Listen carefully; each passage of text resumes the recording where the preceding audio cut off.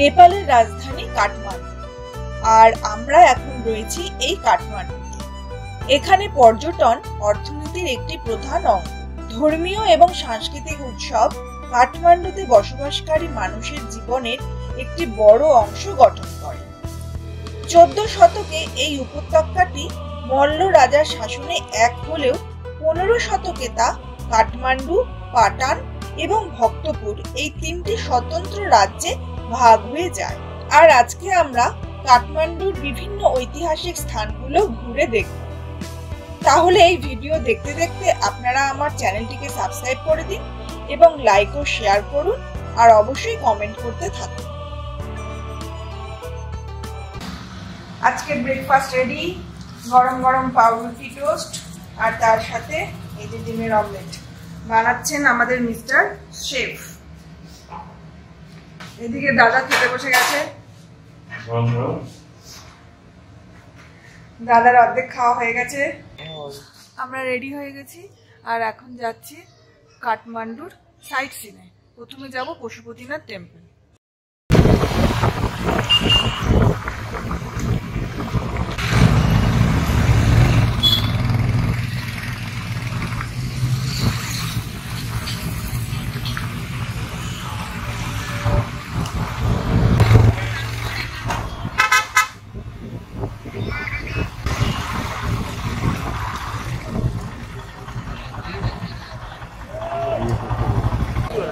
আমরা পশুপতিনাথ টেম্পলের দরজায় চলে এসেছি। আমাদের অ্যাপার্টমেন্ট থেকে এটার প্রায় 15 মিনিট মতো টাইম লাগলো। এবার আমরা টেম্পলটা ভিজিট করতে যাচ্ছি।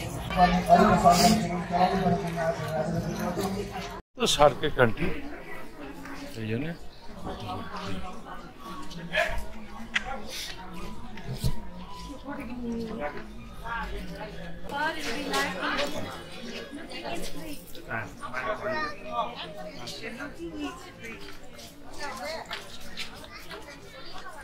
এই যে পশুপতিনাথ টেম্পলের চূড়াটা দেখে নাও,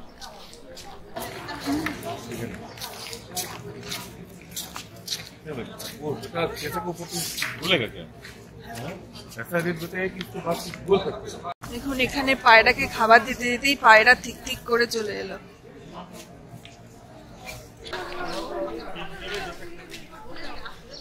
পেছনটা ঘুরে নাও, দেখে নাও, দেখে নাও, দেখাতে নিয়ে নাড়ায় পুষ্টিগত।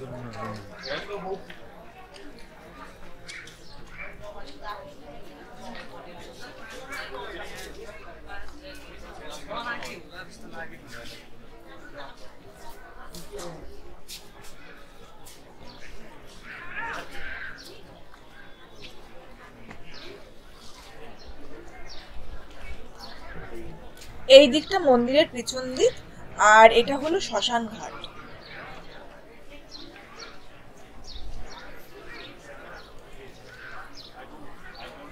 এটা মন্দিরের প্রবেশদ্বার।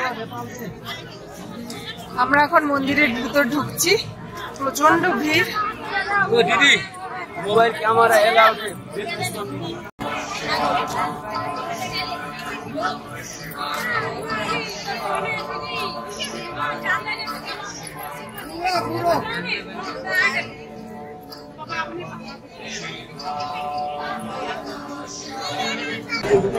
পেছনে যে লম্বা ফটকটা দেখছেন ওটা হচ্ছে পশুপতিনাথ মন্দিরের ভেতরে প্রবেশদ্বার।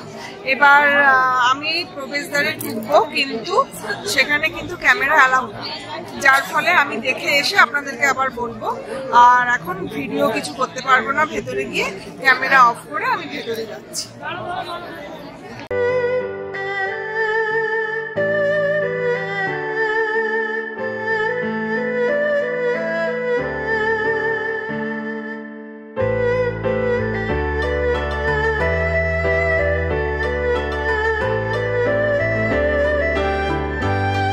আমি এখন যেখানে বসে আছি সেখান থেকে সোজাসুজি পশুপতিনাথ টেম্পলের পুরো চূড়াটা দেখা যাচ্ছে। এই দেখো,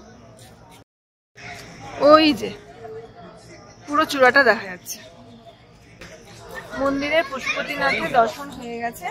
প্রচন্ড ভিড়, মানে ভালোভাবে দর্শনও ঠিকভাবে করতে পারিনি, কিন্তু ভেতরটা খুব সুন্দর, একটা বড় ফটক, তারপরে মন্দিরে ঢুকতে হবে। আর মন্দিরে ঢোকার 4টে ফটক রয়েছে।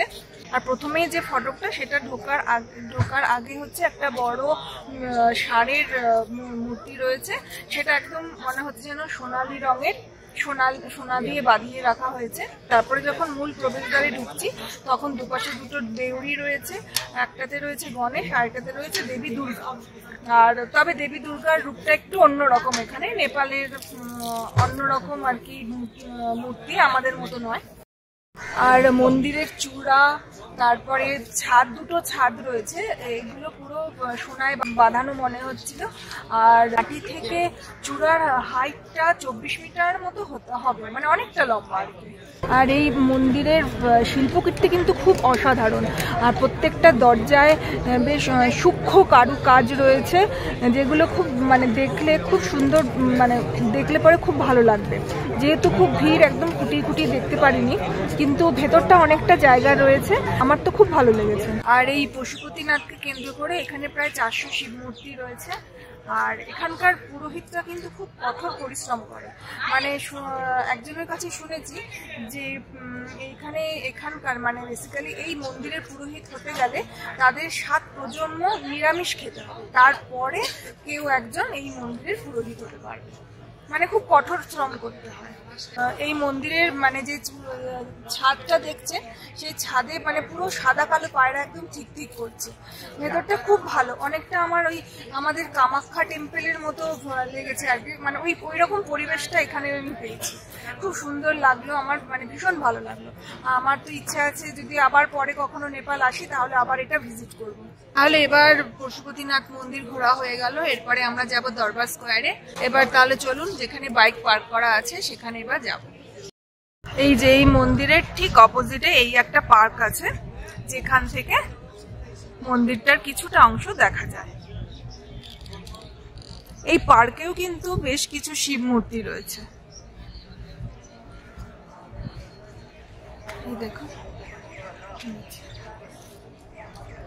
এই দেখুন এখানে জ্যান্ত মানুষের স্ট্যাচু।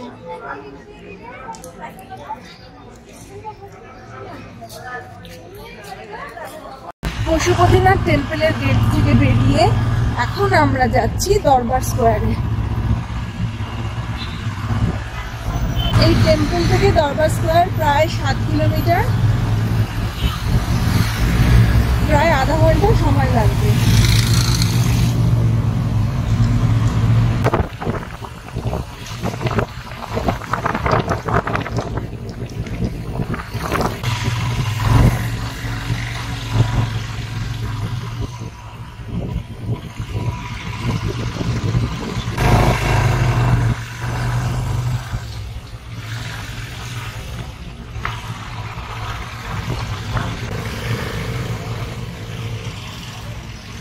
সামনের গেটটা দেখুন, একদম রাজবাড়ির মতো করে করা হয়েছে, যদিও নেপালে আগে রাজতন্ত্র ছিল।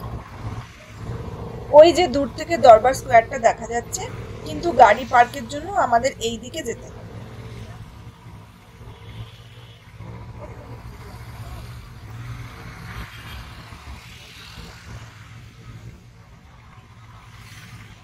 আমরা এসে গেছি দরবার স্কোয়ার। সামনে যেটা দেখছেন এটা দরবার স্কোয়ারের দুর্গা মন্দির। মনে পড়ে সেই ফেলুদাতে এখানে দুর্গা মন্দিরের কথা উল্লেখ করা ছিল, সেই জায়গা এটা। আমরা এখন মার্কেটে ঘুরছি, দরবার স্কোয়ারের মার্কেট এটা।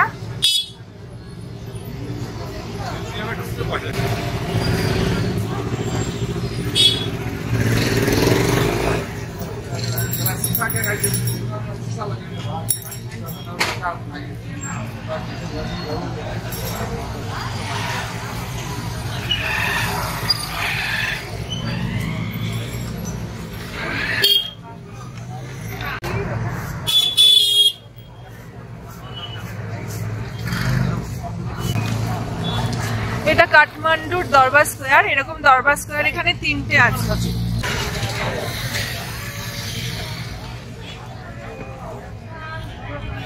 একটা মন্দির, এখানে প্রচুর মন্দির রয়েছে দরবার স্কোয়ারে। আর এই হচ্ছে দরবার স্কোয়ারের ফ্রন্ট জায়গাটা।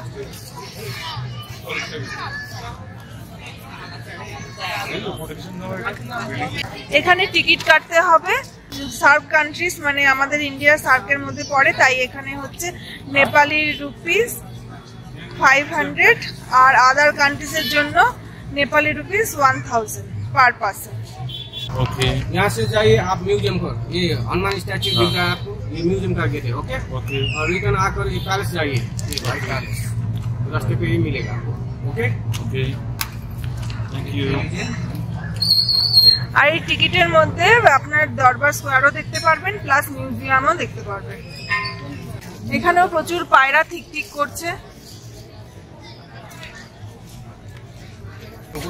এই যে মেন মন্দির, সামনে দেখছেন কাল ভৈরবের মন্দির, নেপালের বিখ্যাত কাল ভৈরব। এই কাল ভৈরব মন্দিরের সামনে নতুন মন্ত্রীদের শপথ বাক্য পাঠ করানো হয়।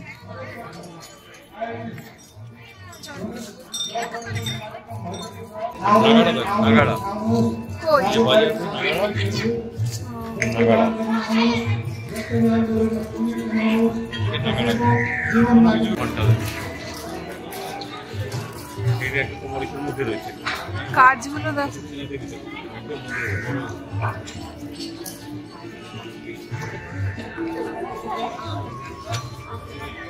দেওয়ালের কাজগুলো দেখুন, অপূর্ব রীতি, কিন্তু পুরো কাঠের।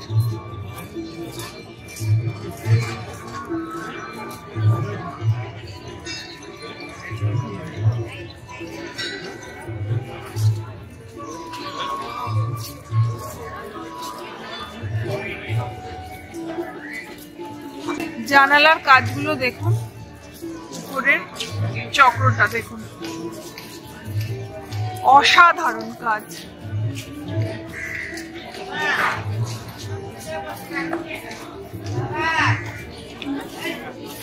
এখানে আবার নতুন করে কাজ হচ্ছে, এটা নতুন করে কাজ হচ্ছে তো রিপেয়ার হচ্ছে।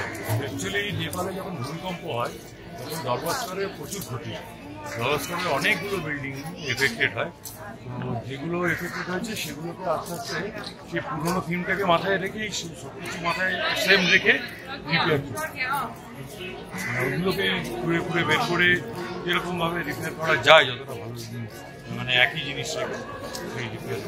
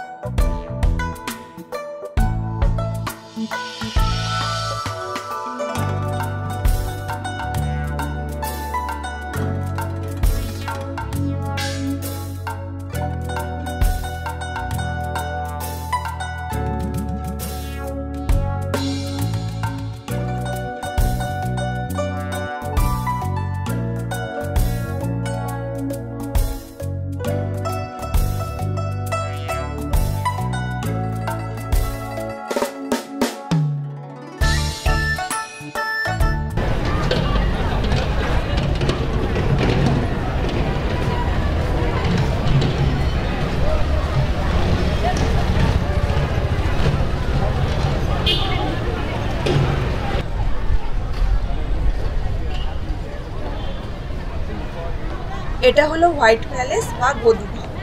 হনুমান ধোকার দরবার স্কোয়ারের ভেতরে এই গদিঘরটা রয়েছে।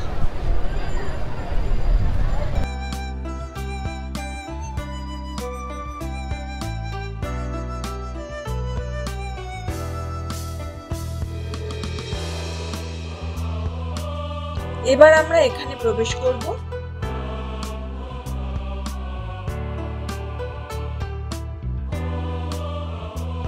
এই যে ছবিতে দেখছেন গদি, এখানে বসেই বিভিন্ন রাজনৈতিক কার্যকলাপ এখানে চলত। এই সমস্ত কারুকাজগুলো একবার জাস্ট দেখুন, চোখ ফেরানো যায় না।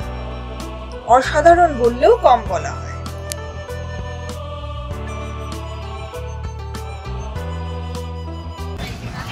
এখানে 2015 সালে যে ভূমিকম্পটা হয়েছিল তাতে এই দরবার স্কোয়ারের অনেক ক্ষতি হয়েছে। এখনো সেই রিপেয়ারের কাজ চলছে, এখনো পর্যন্ত সম্পূর্ণভাবে সবগুলোকে ঠিক করা যায়নি।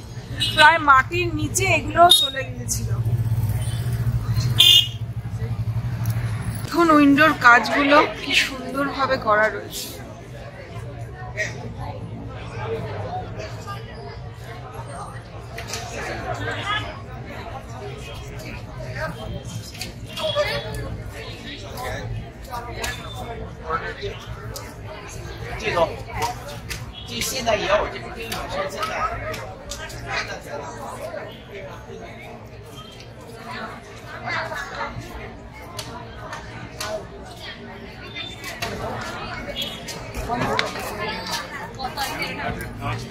হ্যাঁ,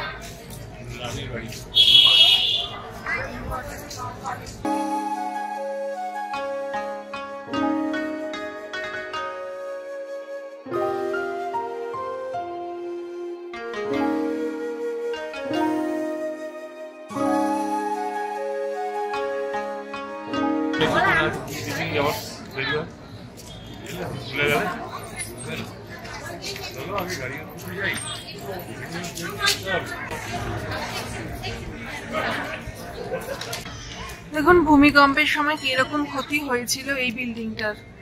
তাই এখন এই বড় বড় বিমগুলো দিয়ে দাঁড় করিয়ে রাখা হয়েছে যাতে বিল্ডিংটা পড়ে না যায়। দরবার স্কোয়ার থেকে বেরিয়ে আমরা চলে যাই থামে।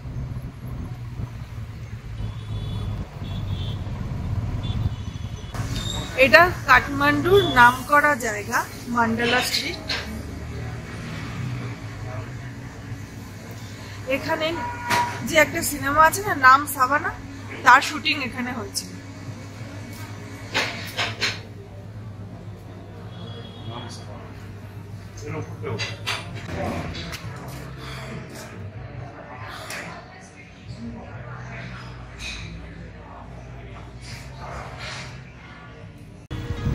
এরপর আমরা বিকেল 4টের মধ্যে আমাদের অ্যাপার্টমেন্টে ফিরে যাই। তাহলে বন্ধুরা আজ এখানে শেষ করছি। আপনারা ভিডিও দেখে অবশ্যই কমেন্ট করে জানাবেন, আর শীঘ্রই ফিরবো নতুন ভিডিও নিয়ে। ভালো থাকবেন।